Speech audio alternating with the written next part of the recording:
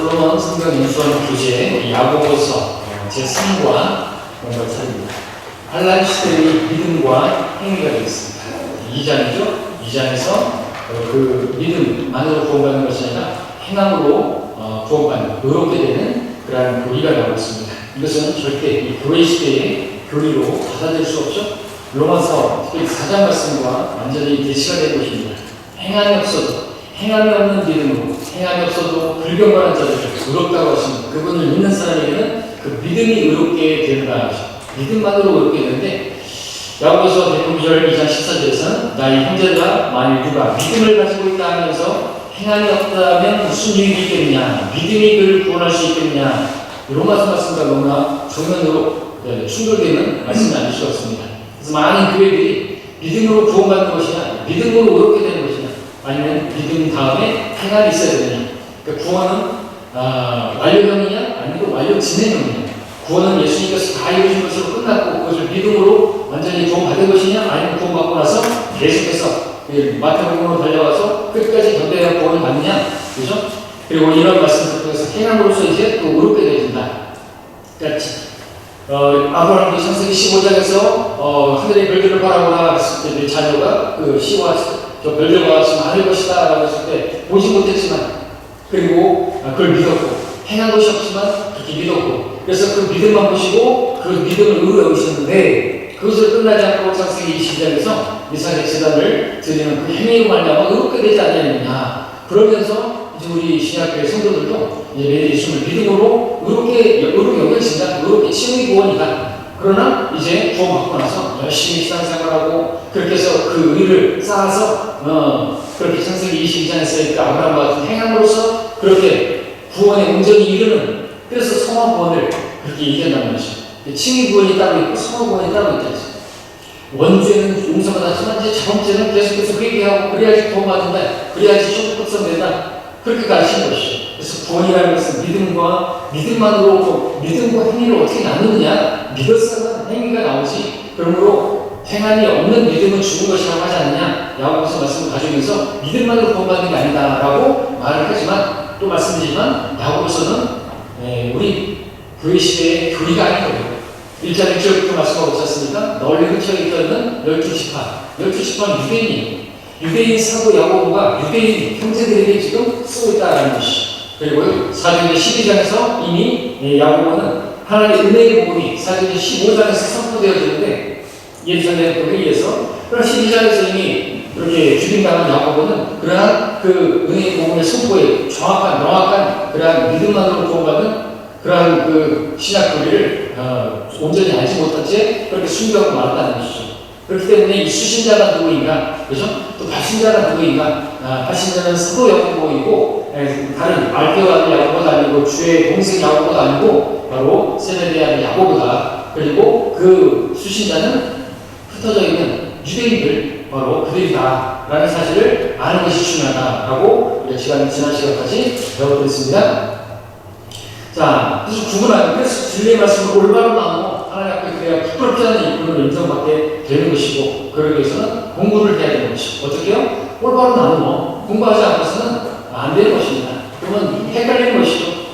여기서 이말 때 하니까 두말하시는 분이 아닌데 어디서 믿음으로 구원받는다고, 행함이 없는 믿음으로 구원받는다고 그렇고, 야고보서에서는 무슨 행함이 없는 게 그게 믿음이냐, 죽은 믿음이지, 영이 없는 몸이 죽은 것 같이 행함이 없는 믿음도 죽은 것이다. 도대체 어떻게 하라는 것이죠? 그러니까 믿는 사람은 행함이 하고, 그러니까 그 믿는다는 것은 행함을 포함하는 것이고, 그런 걸 믿음으로 행함으로 온전해진다. 그렇게 하면 이제 자기가 행함이 별로 없을 때 어떻게 할 거예요? 자기가 교회를 안 나가고 있고, 또는 뭐 주문에서 열심히 몸 전하지도 않고 있고, 그러면 자기가 행함이 없으면 그런 구원에 대해서 또 흔들리고, 확신도 없고, 나는 이제 죽으면 지옥 갈 거야. 그런 불안한 신앙생활하고 많은 것이죠. 현실에 많은 교회 성도들이, 교인들이 그러고 있지 않습니까? 자, 오늘 근데 또 우리가 야고보서 2장에서 살펴볼 내용은 또 볼 필요가 있는 것이, 우리에게 교훈적으로 받아들일 수 있는, 교리가 아닙니다. 교훈으로 또 얼마든지 우리가 받아들여야 하고, 우리가 또 하나님의 말씀을 들어야 하는 그런 내용들이 있죠. 근데 중요한 것은 또 말씀드리지만, 이 말씀을 우리가 이 말씀대로 교훈적인 우리 말씀들을 지키지 않았다고 해서 구원이 잃어버리는 건 아니라는 것이죠. 이것은 실제로 이런 우리에게 교훈적으로 받아들여야 할, 그래야 그렇게 살아야 되는 그런 말씀들을 우리가 그렇게 살지 못했다고 해서 구원에 문제가 있는 게 아니라는 거예요. 예, 우리가 뭐, 어떤 사람을 외모로 판단하고, 뭐, 가난한 사람에게 뭐, 가서, 뭐, 먹든지 말든지 가서 몸 따뜻하게 하고, 그렇게 말만 하고 도와주지 않았다고 해가지고 구원이 잃어버리는 건 아니라는 것이죠. 근데 대화할 때는 유대인들은 실제로 해야 된다는 거예요. 그래서 교리와 교훈이 다른 거예요. 교리는 그렇게 해야만 하는 거예요. 그렇게 하지 않으면 구원이 잃어버려진 거예요. 그래서 교훈은 우리가 그 구약의 말씀들도 로마서 15장 4절에서는 이전에 기록된 것들은 우리의 교훈을 위해서 기록되다 하잖아요. 개혁성에는 다 그냥 교훈으로 그렇게 했어요. 교리가 없다는 거죠. 개혁성에 한 번도 교리, 영어로 닥트린이 한 번도 안 나온다는 거죠. 이 교리 이야기하면 막 모시아파하고 하는데 아니란 말이죠. 성경을 첫 번째 주신 목적이 뭐예요? 디모데후서 3장 16절에서 교리와 신앙과 바울의 적용과 의로 훌륭하게 유익하는 첫 번째가 교리라는 말이죠. 네, 구원에 관한 교리, 네, 천연왕국에 관한 교리, 개활한 교리, 그죠? 그런 교리에 대해서 모르고서는 하나님 앞에 부끄럽게 될 수밖에 없고 하나님 일부이 될 수가 없는 것이죠. 첫 번째 우리가 볼 내용은 이제 1절부터 4절, 2장 1절부터 4절까지인데 외모로 인한 차별과 판단이라는 제목을 붙였죠. 외모로 사람을 차별하는 것이 그리고 판단하는 것이 이것은 상식적으로 믿지 않는 사람들도 그러면 안 되는 거 아닙니까? 그렇죠? 식당에 사람이 들어왔는데 뭐 좀 작업복 입고 들어왔다고 해가지고 좀 우리 식당 이미지가 안 좋은데 그러면서 쫓아낸다든지 또는 저 구석탱이 가서 앉으시라고 그러고 그리고 좀 화려한 옷을 입으신 분들은 아주 상석에 앉히고 좋은 자리에 앉히고 또는 그 밖에 사람들이 지나가면서 볼 수 있도록 또 아름다운 그런 외모를 가지고 나가시면 그 창가 쪽에 앉히고 뭐 그런다고 하는데 그러면 안 되는 것이 그거는 무한 거예요. 그것은 인간 믿지 않는 사람들의 시선을 봐도 그러한데 우리 그리스도인이 그런 짓을 한다 그러면 어떻게 해요? 교회 들어오는데 교회 뭐 외모가 아주 형편없다 그래가지고 그리고 쫓아내거나 아니면 더 구석에 가서 앉으시라고 그리고 있어 보이시는 분들 있는 분들은 가운데 앉으시라고 그렇게 하는 것은 그건 도리가 아니죠. 그러니까 하나님의 마음 성품과 다른 것이고 우리 하나님 어떤 분이시죠? 가난한 사람들과 함께 하시는 분이시고 그죠? 없는 사람들을 부르시는 분이고 지혜롭고 똑똑한 사람들을 부르시는 게 아니라 없는 사람들 그런 사람들을 사용하셔서 그죠? 저 같은 사람 사용하셔서 여러분 같은 사람 사용하셔서 공존하고 담대하게 단순하게 그죠? 그렇게 복음 선포하는 그런 사람들을 사용하시는 거거든요. 있는 사람들 어떻게 우리가 거리 설교하고 개인 거리에서 복음 전하고 몇 분만에 구원받고 그게 구원이냐? 그렇게 구원이 싸구려냐? 아니죠. 싸구려는 누가 싸구려요? 하나님께서 다 이루시고 하나님께서 생각하신 게 얼마나 큰데 내가 내 힘으로다가 뭘 어떻게 해서 구원을 받으려고 해야 말이 안 되는 소리 하는 것이요. 하나님께서 다 이루신 그것을 받아들이는 게 구원인데 거기다 뭘 포장하고 뭐 어떻게 세련된 방법을 찾고 그런 사람들이 소위 지혜롭고 똑똑하다고 하는 사람들이고 학자들이고 그래서 하나님께서 그런 사람들의 똑똑함을 다 쳐버리고 그러기 위해서 십자가를 세우시고 과감하게 되죠. 장대 매달린 높임을 바라보는 사는 것처럼 그 예수님께서 나를 구하시려고 내 죄 때문에 죽으셨다고 받아들이는 구원이 구원이라고. 그런데 일주일을 걸려야 되고 그죠? 평생을 끝까지 견뎌야 되고 구원이 그런 게 아니라는 거죠. 복음은 복된 소식이잖아요. 예수님께서 너의 모든 죄값을 치렀기 때문에 너는 죄값을 치를 필요가 없는데 그 예수님을 구주로 인정하는 하나가 되죠. 그럼 받아들이는 구원인데 무슨 다른 얘기하는 거 그 사람들은 성경을 올바로 안 둬서 공부를 못하는 거예요.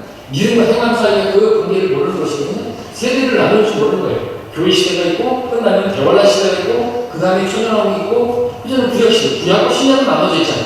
그렇다고 해서 구약과 신약이 나눠지는 그 성경이 마태복음이라고 해가지고 마태복음부터가 신약이라고 하면 안 되는 거예요. 계속 신약이 뭐예요? 뉴 테스타멘트잖아요. 테스타멘트는 유언이란 말이죠. 그래서 마태복음 27장 50절까지는 아직도 구약이에요. 예수께서 십자가에서 피 흘리기 전까지니까. 그죠? 그래서 마태복음 24장, 25장, 마태복음 10장, 십자가는 뭐를 잃어버린 이스라엘에게만 알아야지 잃어버리면 안 되거든요. 이방인에게 하지 말라죠.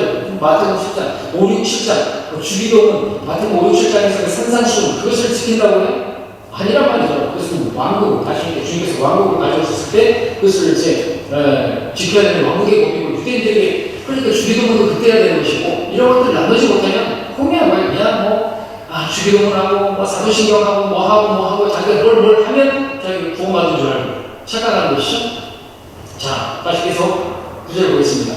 여기 좋은 자리에 앉으시오 반대로 거기 앉든지 여기 발판 내 발판 아래 앉든지 하시오 하는 3절의 말씀 너무나 차별된 것이죠. 자, 본문 3절은요, 너희 집회라는 말이 이전에 나오는데, 그 유대인들의 그 집회에 금가락지를 끼고, 화려한 옷을 입고, 사람이 들어오고, 또 남노하고 그런 허름한 옷을 입고, 가난한 사람이 들어올 때, 영광의 주, 곧 우리 주 예수 그리스도의 믿음을 사람들의 외모로 취함으로써 나올 수 있는 이 반응, 그래서는 안 된다는 것이죠. 1절에서. 자, 믿음을 외모로 취하는 것은 성도들 사이에서의 그릇된 차별이고 악한 생각으로 판단하는 그런 것이죠. 어디 하나님께서 그런 사람들을 부르신 거예요? 아니에요. 없는 사람들. 모세 같은 경우도 그 잘 나갈 때 40세 때, 20대 왕자였을 때 부르신 게 아니에요. 쫓아내가지고 살인자가 되고 광야에서 양이나 치고 목동이 됐을 때 그때 하나님께서 부르지 않습니까? 그것도 죽은 자와 같이 됐을 때 시편 90편에서 우리 연수가 70이고 강건하게 80이고 강건하게 80이고 시편 90편 자기가 쓴 거예요. 모세가 80은 그냥 이제는 송장 치를 때가 된 거예요. 죽을 때가 된 거예요. 죽은 자와 같이 된 그 모세를 들어 사용하신 것이죠. 그렇죠? 거의 죽어가는 사람이 교회에 오더라도 우리는 받아들여야 되는 거죠. 이제 막 암 환자가 이제 뭐 시한부 그런 정말 그런 시한부 인생을 선고받은 그런 사람이 온다. 받아줘야죠. 왜요? 그 사람 구원시켜야죠.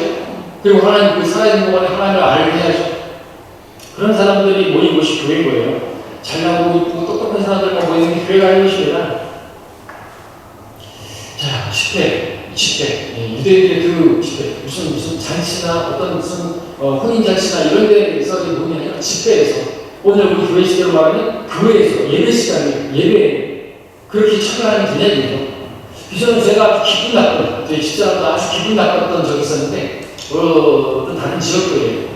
근데 그 지금 이제 배교했죠. 그러니까 배교했겠죠. 남편이 대학교 교수예요. 아내가 저희 집사람 딱 보더니 아내를 싹 훑어보는 거예요. 근데 그분은 우리 집사람뿐만 아니라 다른 사람들도 그랬다고 소문이 났어요. 소문까지는 안 났죠. 다 아는 거죠. 원래 그랬다고. 되게 기분이 나쁜 거죠. 저도 그런 일을 당했을 때 아래를 쓱 훑어보고, 저는 근데 뭐 양복을 입었으니까 훑어볼 하나 그죠? 평상시에 옷을 입었을 때는 훑어볼만 하겠지만 싸구려 옷에다가 그죠? 저 당근에서 산 것이 같은 구제천국에서 산 옷을 입고, 근데 그런 거는 아주 바람직한 것 정도가 아니라 그러면 안 되는 거예요. 얼마나 기분 나빠요.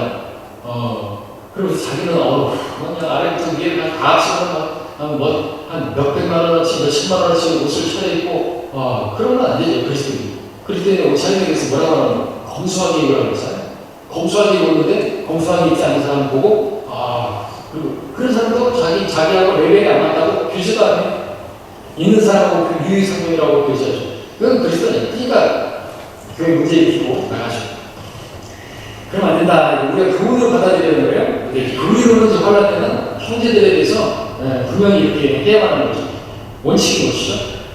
자, 사도 야고보가 1절에서 나의 형제들아라고 불렀을 때 이것은요, 이 형제들은 유대인 사도 야고보의 진짜 유대인 형제들을 가리키는 거예요. 유대인들은 그야말로 하나님의 백성입니다. 그죠? 또 예수님이 죽으신 이후이기 때문에 주 예수 그리스도의 믿음을 가진 사람들에게 말하는 것이기 때문에, 그죠? 예수님이 죽으신 이후이기 때문에, 그래서 1절에 이 나의 형제들을 영적 유대인으로서 이 그리스도인들에게 영적인 적용을 할 수 있겠지만, 일반 서신에서는 요한 3서까지 이제 일가서까지 이제 형제라는 단어가 나올 때는 교리적으로 명확할 때 그리스도의 형제들, 곧 예수 그리스도의 형제들, 유대인, 예수 그리스도의 유대인이죠. 유대인을 의미하는 것이다 라는 사실을 알아야 되죠. 그래서 마태복음 25장 같은 경우에서도 그 민족들의 심판에 있어서 유대인들을 어떻게 대했는가에 따라서, 그죠? 그들이 왕국에 들어가는 그러한 특권을 누리게 되죠. 구원을 얻게 되는 것이죠.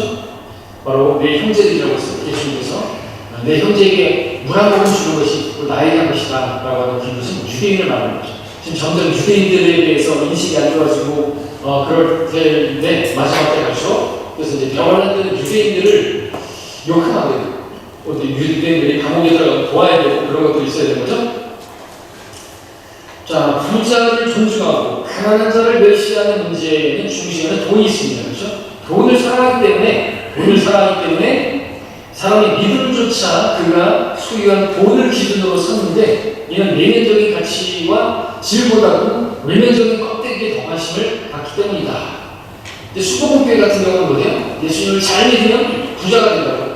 그러니까 가난은 저주고 질병은 불법주사고 예수 믿으면 부자가 되고 부자가 된 것은 그가 예수를 잘 믿었기 때문이고 그런 논리로 가르친다고 하면 그 믿음을 그 부로 측정하는 것이 아니죠. 돈을 사랑하기 때문에 그런 사람들이 그런 가치와 그런 기준을 가지고 믿음도 이익이 경건이다. 경건하게 살면 이익만 주어진다. 그래서 그런 사람들이 도라사라고 말하는 것입니다. 이익이 경건이라고 생각하는 사람들. 아니라는 것이죠. 예수님 믿으면 이익만 주어지는 게 아니에요. 바울이 어디 그랬습니까? 궁핍과 가난과 그저 헐벗음과 춥고 목마르고 얼마나 그 손해를 당했습니까? 그러나 그렇게 손해를 당할수록 이제 주님의 신바석에서는 엄청나게 영광을 피할 수 없는 영광을 받게 되는 거지 않습니까?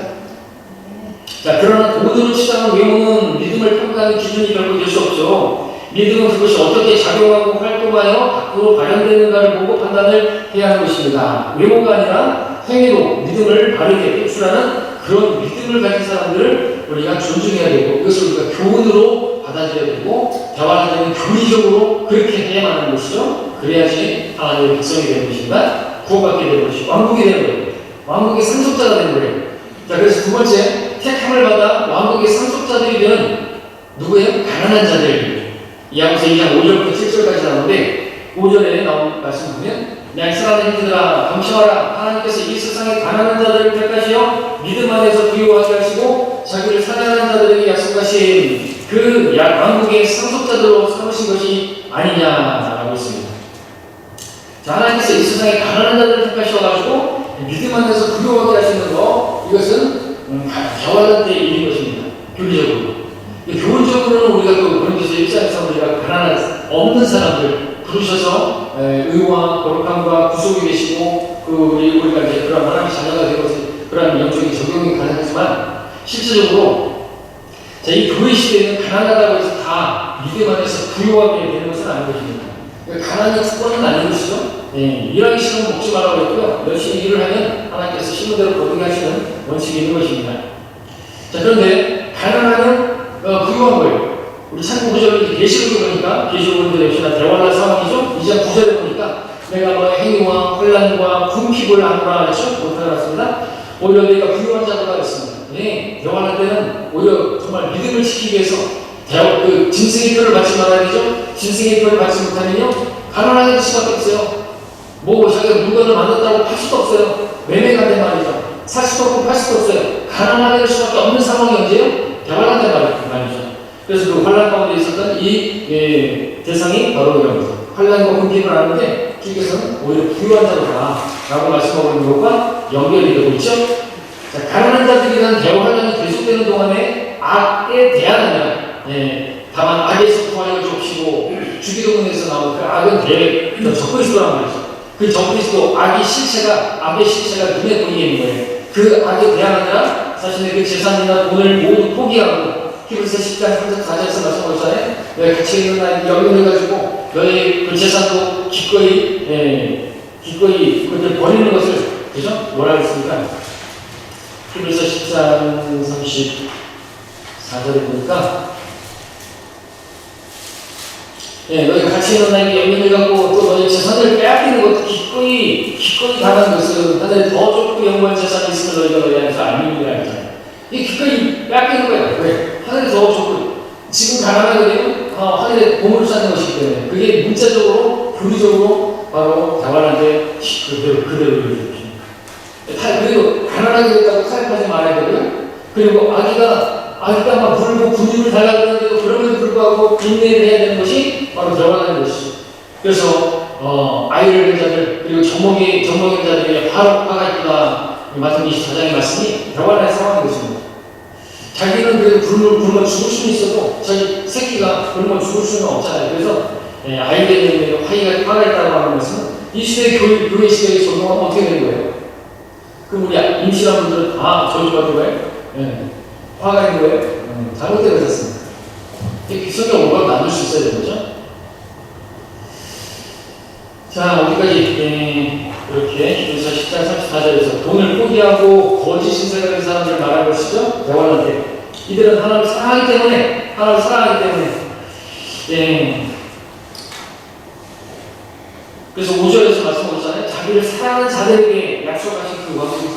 그러니까 주를 사랑하기 때문에 그 대화하는 상황에서, 그죠? 그 환상 상황에서 또 시험을 견뎌내는 자, 그죠? 시험을 견뎌내는 사람 누구예요? 네, 주께서 자기를 사랑하는 자들에게 약속하신 생명의 멸관이 하고 있었습니다. 그래서 생명의 멸관은 누가 받느냐? 시험을 이겨내는 사람이 받는데, 시험을 이겨내는 사람이 누구냐?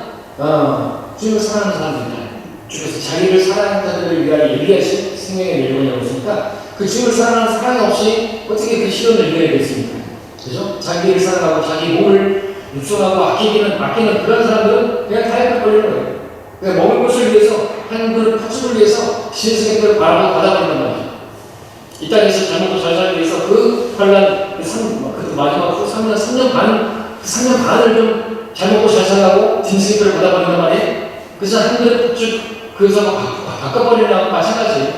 영혼을 바꿔버리는 거예요. 영혼을 지옥에서 고통하게 되는데 멍청하게 그걸 바꿔버리는 거예요. 어디서 본 것이죠? 이 땅에서 마찬가지죠. 예수 그리스도를 믿기만 하면 구원받고 영생을 얻는다 그러는데, 그러면 교회를 다니는 남자들 같은 경우는 11조를 해야 되고, 내가 열심히 일하는 거에서 12일을 내야 되고, 그게 아까워가지고 남자들은 교회를 아주 그냥 이상하게 생각하고 욕하죠. 돈에 노예가 돼가지고, 돈을 섬기는 자들이죠. 돈을 사랑하기 때문에 하나님을 지금 믿기만 하는 데 구원받는데, 또 제사 문제 가지고, 이제는 제사 문제는 조금 많이 좀 없지요? 제사도 별로 안 지내고 이제 그러는데, 옛날에는 왜 아들 했어요? 아들 하나 없으면 이제 대학교에 제사는 제사밥은 못 얻어먹게 생각하서 그런 거죠? 자기 때문에, 자식 때문에. 제사밥을 안 해줍니다. 근데 어떻게 해요? 지금 제사 때문에 예수는 안 믿는 거 그런 사람 없는데, 있겠지만, 장성들은. 자, 그런 것이죠. 자, 그래서 어떻게 해요?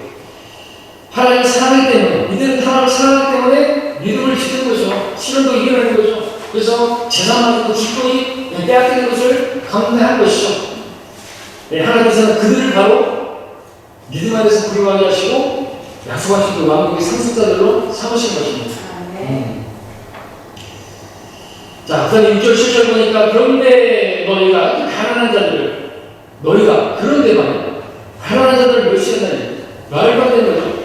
부자들은 너희를 압제하고 또 재판소 앞으로 끌고 가지 않았느냐? 너희를 일으켜서 그 아름다운 이름을 모독하는 자들은 그들이 아니냐? 라고 6절 7절에서 말하고 있습니다.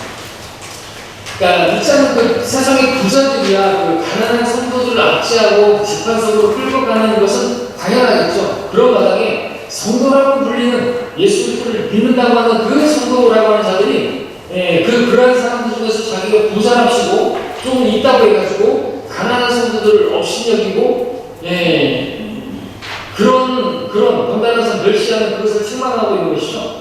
불신자하고 다를 게 뭐가 있는 거죠. 고린도 교회에 그랬잖아요. 고린도 교회에 그래서 그들이 어떻게 됐어요? 약하게 되고 병들게 되고 심지어 잠들었느냐. 왜요? 주의 말씀 때 가난한 사람들을 신경 안 쓰고 자기네들은 이미 관하게 먹고 들어와가지고 또 만찬하답시고 거기서 취하기까지 하고 가난한 사람들을 멸시했다는 거죠.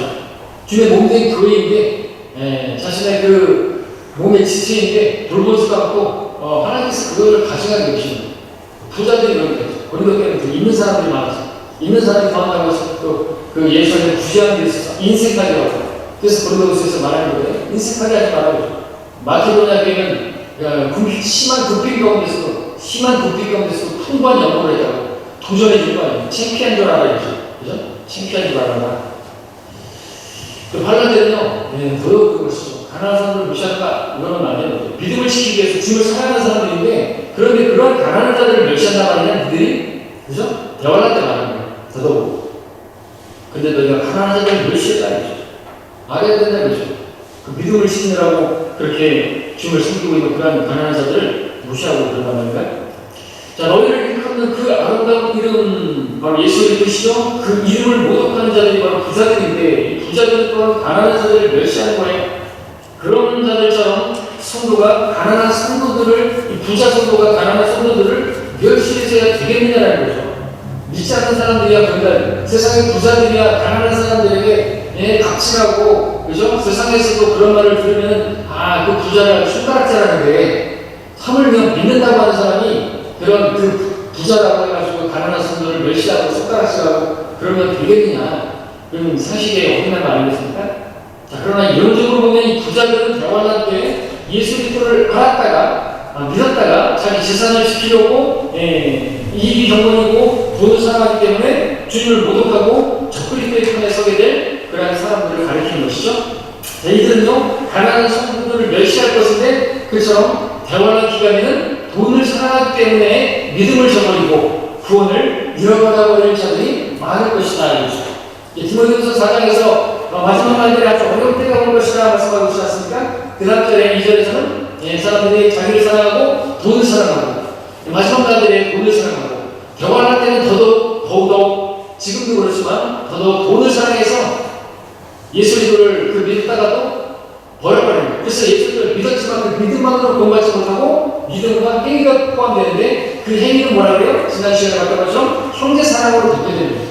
형제사랑. 이방인들조차도 그 유대인의 형제인 바로 그 유대인들을 어떻게 도왔느냐에 따라서 왕국의 상속자들이 되느냐 마느냐인데 하물며 그 유대인 같은 형제를 사랑하지 않고 돈을 사랑해가지고 너한테 줄 게 없어 마치 스크루지처럼 그죠? 문제 받게 하고 가난한 사람들 그러면은 그 사람은 지옥 가는 거예요. 지옥 간단 말이죠. 그래서 부자가 하늘나라로 들어가는 것은 그죠? 낙타가 하늘길을 통과하는 것보다 어려운 게 바로 이거예요. 천국에 못 들어가는 거예요. 왕국에 못 들어가는 거예요.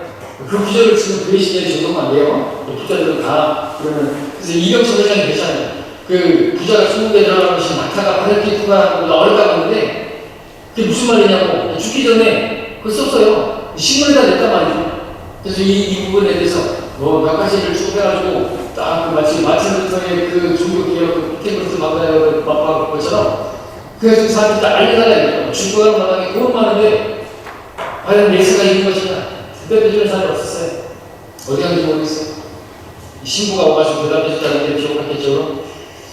거기서 사시고 무슨 뭐 또 기도하시고 그러면 연옥 간다고 그러면 쏘였겠죠. 자, 그 다음에 우리 주제 뭡니까? 왕의 법입니다. 왕의 법, 율법입니다. 8절부터 13절까지 나오는 내용인데요. 자, 핵심은 뭡니까? 사람을 외모로 취하면 율법이 정지할 것이다 이거죠. 그러니까 가난한 자들이 자비를 베풀라 이거죠. 더더욱 구체적으로 진짜로 대화를 되는 것입니다. 성경대로 내 이웃을 내 자신과 같이 사랑하라. 예레미야 18장, 19장, 18절에 말씀. 왕의 법을 지키라는 것이죠. 이것은 또 12절에 자유의 법이라고 말씀하고 있는데 이건 무엇인가? 그야말로 자유케 되고 구원받는 것이기 때문이죠. 자, 이 문제는 우리가 입장을 바꿔서 생각하면 쉬워지는데, 자, 우리가 가난할 때 가난하다는 이유만으로 멸시하는 것을 생각해 보십시오.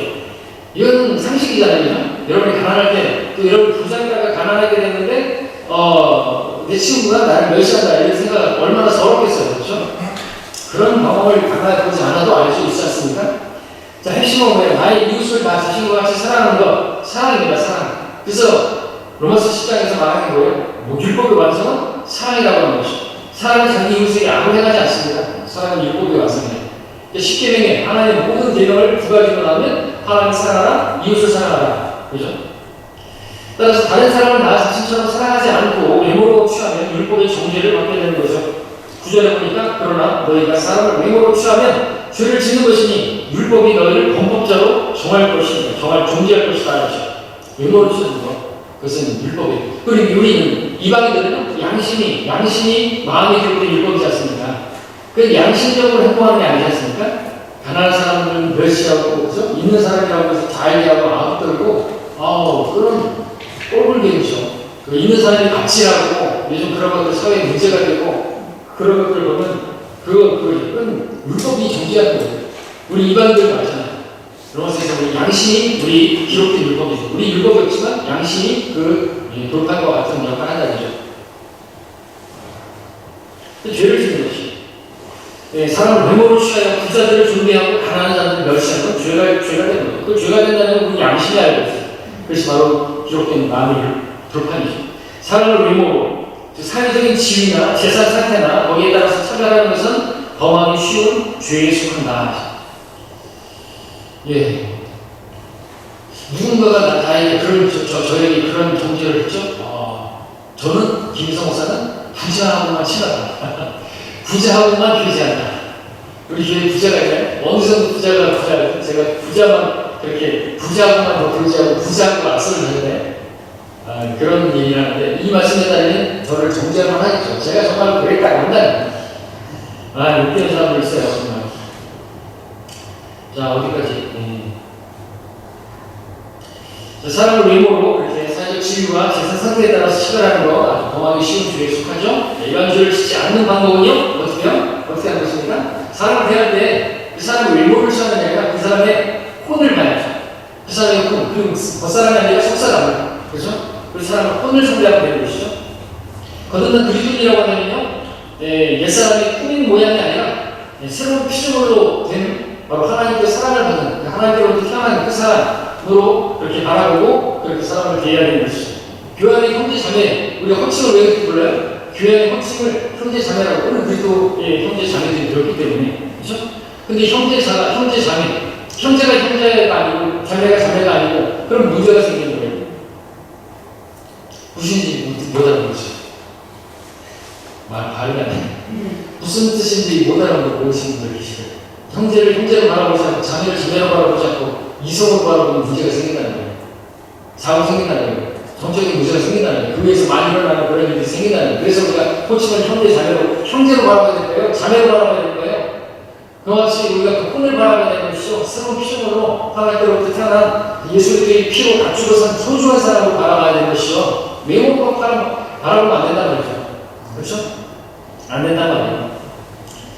특히 가난한 사람들 가난하다고 특별히 또 우리가 유대한 것도 옳잖다. 레위 19장 15절에서는 가난한 사람이라고 해서 존중하지 말고 또 부자라고 해가지고 또 뭐 특별하게 들어가지 말라고 그래서 재판을 굳게 하지 말고 하나님 레위 말씀이 나오는데 성경은 가난한 사람들 도와주라고 가르치는 데 있지 그렇다고 해서 뭐지 가난이 특권인 것처럼 가난한 사람을 쓰세요. 그래서 우리가 더 이렇게 오버하고 그러면 안 된다는 거죠. 그렇게 하죠. 이 시대는 또 우리는 더더욱 이런 식으로 목숨을 말하고 있으니까. 자, 12절에 자유의 법이 나오죠? 자유의 법. 무슨 율법, 율법과 왕의 법과 또 자유의 온전한 법, 1장 25절에 말씀과 일치하게 되는데, 이유가 뭡니까? 대화란 시대의 율법은 그것을 지키는 사람을 구원으로 이끌기 때문에 최상의 법이 되는 거예요. 왕의 법이 되는 거죠. 또 속박에서 매맞시키는 것이기 때문에 자유의 법이라고 불리는 것입니다. 대화할 때 가난한 자들에게 자비를 베풀지 않으면 무지하게 하는 심판이 있습니다. 자비가 없어요. 하나님께서 자비를 베푸시는 분이고 하나님께서 자비로우시니 너희도 자비로우라 말씀하시는 분인데 그 자비를 베풀지 않는다? 그러면 하나님께서도 자비를 베풀지 않는 거예요. 무자비. 자비를 베풀지 않는 거예요. 자비 없음. 자비를 베풀지 않는 무자비한 심판을 우리가 이제 자비를 베풀면 무자비한 심판을 이기고 기쁨을 누리게 된다. 2장 13절에서 말씀하고 있죠.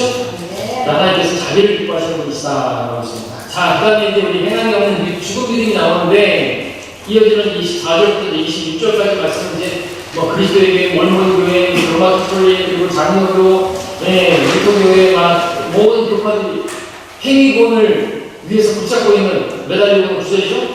행위로 그렇게 된다고 가르치는 것이 바로 이 부분이기 때문에 자기 의를 예수 믿을 좋아하는 사람들이 붙들고 우리 믿음으로 구원받는다는 것을 뒤집어 엎기 위해서 그렇게 몰려드는 장이 바로 여기입니다.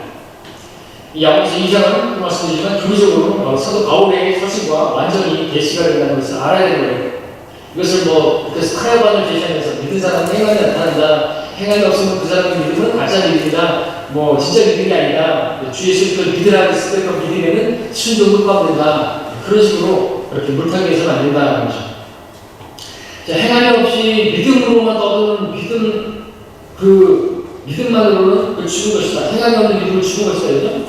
행함이 없이 말로만 떠벌리는 그 믿음은 아무런 유익이 없다. 그런 믿음으로 구원받을 수 없다. 10절에서 헐벗고 그날의 양식이 주차 없는 형제 자매에게 평안히 가라. 몸을 따뜻하게 하라. 배부르게 먹으라. 말로만 하면서 몸에 필요한 것을 실제로 공급하지 않으면 그런 믿음은 아무 유익이 없겠죠. 실제로 15절 16절에서 말씀하셨습니다. 그리고 행함 없이 입으로만 말하는 그 믿음은 죽은 것이다 라고 그렇게 이야기하고 있습니다. 이게 바로 이제 행위에 관한 말씀이죠. 요한일서 3장 17절에서도 누가 세상에 재물을 가졌는데 자기 형제의 궁핍한 것을 알면서도 그를 공정할 마음을 갖는다면 하나님의 사랑이니까 말이나 그런 말씀이 나오는데 우리 교훈적으로는 얼마든지 받아들여야 되는 말씀드리는 것이죠. 그래서 우리가 말이나 추가를 하고 살아가려고 행동과 진리로 하자고 요한일서에서 그래서 말씀하고 있죠. 그래서 우리가 교훈으로 받아들이고 실제로 그렇게 해야죠. 그것이 또 우리가 성도들을 섬겼을 때 하나님께서 우리의 그 섬김에 따라 반드시 보상해 주시는 분이시기 때문에. 근데 우리는 삶을 위해서 하는 거고 이때 이 사람들은 결과는 구원을 위해서 하는 것이죠. 자, 오해하지 마십시오. 구원은 상이 아니에요. 이 시대에 구원은 선물이에요. 근데 어떤 사람들은 이 구원이 상이에요. 상으로 받는 거예요. 이렇게 해야 평생 살아야만 구원을 상으로 받는 사람들. 우리는 상으로 구원을 받는 사람들이 아니라 우리는 구원을 받았기 때문에 이제 행하는 것이고 믿었기 때문에 행하는 것이고 행했을 때도 하나님께 상을 주시는 거예요. 선물을 받은 사람이 그 선물을 받고 감사해서 이제 행하는 거예요. 이거를 닮아야 되는 것이죠. 자, 이 구절은 대화할 때의 교리를 다루고 있습니다. 대화할 때 흩어져 있는 12지파 1절부터 시작되고 있습니다. 가난한 유대인들에게 양식을 베푸는 것과 같은 자비를 베풀지 않는 사람들에게 자녀의 심판이 기다리고 있습니다. 대화할 때 유대인들에게 그래서 마태복음 25장에 보면 그렇잖아요. 그 유대인들에게 어떻게 물 한 모금 주고 그 감옥에 가면 거기에서 사식도 넣어주고 그러지 않으면 왕국의 백성이 되지 못하고 영수가 되었고 불못에서 던져지는 거죠. 대화는 유대인들이 자비를 베풀지 않는 자들은 불길 가운데서 벌을 받게 됩니다. 불길 가운데서 벌하시니 데살로니가서 1장 9절에서 예수 그리스도의 형제 유대인들을 돕지 않고 마태복음 25장에 그 양과 영수의 민족을 나누는 거죠. 대화를 용케 견뎌냈다 했다 할지라도 여전히 자기가 없는 심판이다. 이방인들에게 경험을 시작하죠. 이방인들 영서로 보면 됩니다. 마태복음 25장 44절부터 46절까지. 그래서 유대인이 어떻게 했느냐? 그래서 그 주님께 어떻게 했느냐 받는 것이고 왕국으로 들어가게 되는 그런 자격이 되는 거죠. 교회 시대를 위해서 바울 서신에서는 오직 믿음만으로 죄인이 구원받는다고 가르치죠. 대표적으로 로마서 4장 5절, 5장 1절. 대원할 때 교리를 다루는 야고보서에서는 죄인이 믿음만으로는 구원받을 수 없다고 가르치고 있습니다. 행하지 않는 믿음은 죽은 것이다. 대표적으로 구원을 위해서 즉 의롭게 되기 위해서는 믿음과 행위가 필요하다는 거죠. 하지만 이것은 대원할 시대를 위한 구원의 교리이지 교회 시대를 위한 구원의 교리가 절대 아닌 것이에요. 계시록 12장 17절에 보니까 그렇습니다. 그 대원한입니다. 계시록 그래서 그 용이 여인이 누구예요? 카톨릭이에요? 아니에요. 교회예요? 아니에요. 이스라엘입니다. 유대인입니다. 분노하여 그 여인의 시 가운데서 남은 자들, 유대인의 남은 자들이에요. 즉 하나님의 계명들을 지키며 예수 그리스도의 증거를 가진 자들과 싸우려고 나가더라. 여호와 상황입니다. 뭐라고요? 하나님의 계명을 지키고요. 뭐라고요? 예수 그리스도의 증거를 가진 사람들. 자, 여호와한테 구원받으려면 예수 그리스도의 증거, 예수를 믿는 믿음, 그 믿음, 그리고 거기다가 하나님의 계명들을 지켜야 된다. 행위죠. 그래서 믿음과 행함으로 그렇게 말하는 거예요. 여호와한테는 믿음과 행함이 믿음만으로 구원받는 게 아니라는 거죠. 야고보서가 얘기하죠. 반대로 교회 시대는 행함이 없는 믿음으로 구원받는 거예요. 제가 제일 좋아하는 로마서 4장 5절. 행함이 없어도 불교하는 자를 의롭다고 하시는 그분이 누구라고? 행함이 없어도 불교하는 자를 의롭다고 하시는 그분을 믿는 사람에게는 그 믿음이 의롭게 돼서 구원을 받게 되는 것이죠. 행함 없이 믿음만 떠벌리는 사람은 다음과 같은 도전을 받게 되는 이것을 우리에게 교훈을 받아들일 수가 있겠죠. 근데 어떤 사람이 말하기를 내게는 믿음이 있으나 내게는 행함이 있으니 행함이 없는 내 믿음을 내게 보이라. 그러면 내가 행함으로 내 믿음을 내게 보이리라 라고 말하고 있습니다. 만약 그가 믿음이 있다고 말로만 구원했다고 하면 아주 난처한 천지에 처하겠죠. 그래서 믿는다고 하면서 행함이 보면 꽝인데 그런 걸 보면 누가 믿음이 있다고 말하시고 하나님의 정말 경건한 사람이라고 말할 수가 없죠.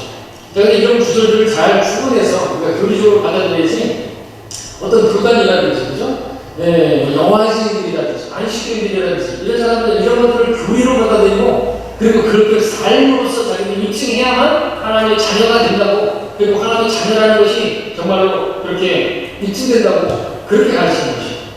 물론 여호와의 그 모습을 보면 정말 우리가 본받아야 될 부분들이 없지 않아요. 그죠? 근데 그들은 교리가 그래서 그래요. 그렇게 하지 않으면 구원을 잃어버릴 수 있기 때문에 14만 4천에 들지 못해.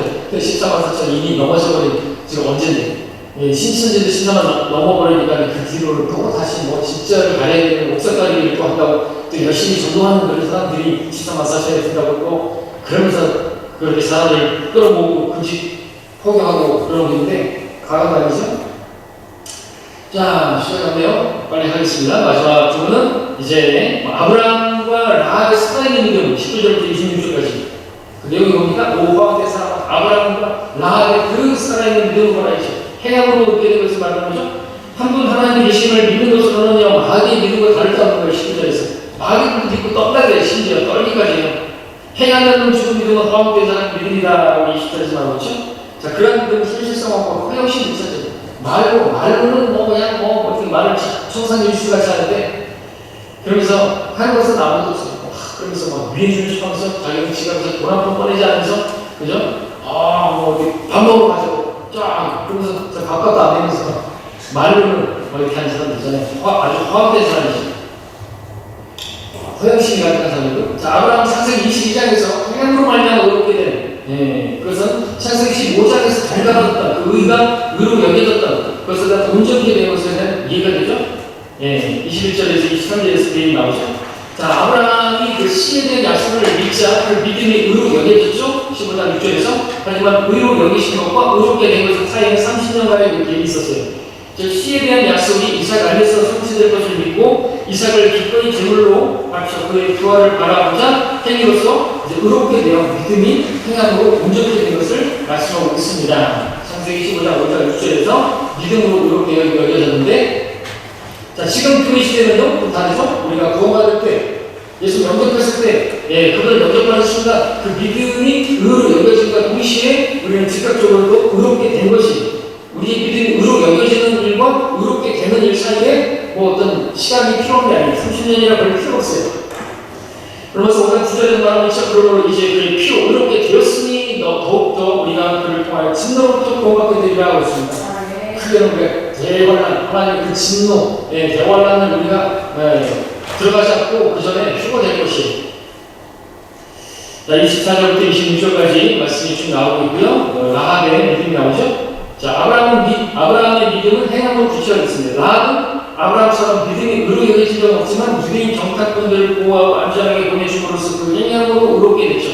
말하자면 그 라합은요, 그녀의 행함으로 그녀의 다음과 같은 믿음이 표출된 것인데 여호수아 2장 11절에서 그녀가 말했죠. 이는 주 너희 하나님은 위로는 하늘에 아래는 땅에 계신 하나님이시다. 하늘과 땅에 충만하신, 그죠? 어디 계신 그 하나님 믿은 거예요. 대단하지 않습니까? 그 믿음을 표출하는 것이 바로 이 행함으로 정탐꾼들을 바로 보호해준 그 모습이죠. 야고보는 이 라합을 통해서도 믿음과 행위를 통한 구원을 강조하고 있는 것이죠. 라합 역시 행함으로 믿음이 표출되고 믿음이 구체화되었습니다. 라합에게서도 믿음과 행위를 이룰 수가 있는 것입니다.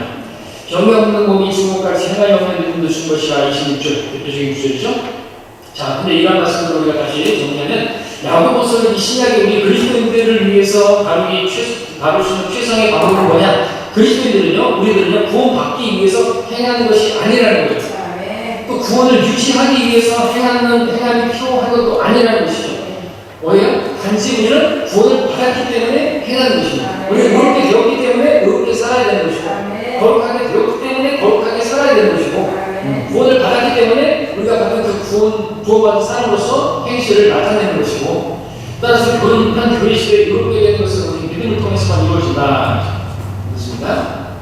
나머지 내용은 여러분들이 읽어보시기 바라고요. 여기까지 하겠습니다. 시간이 많이 지났습니다.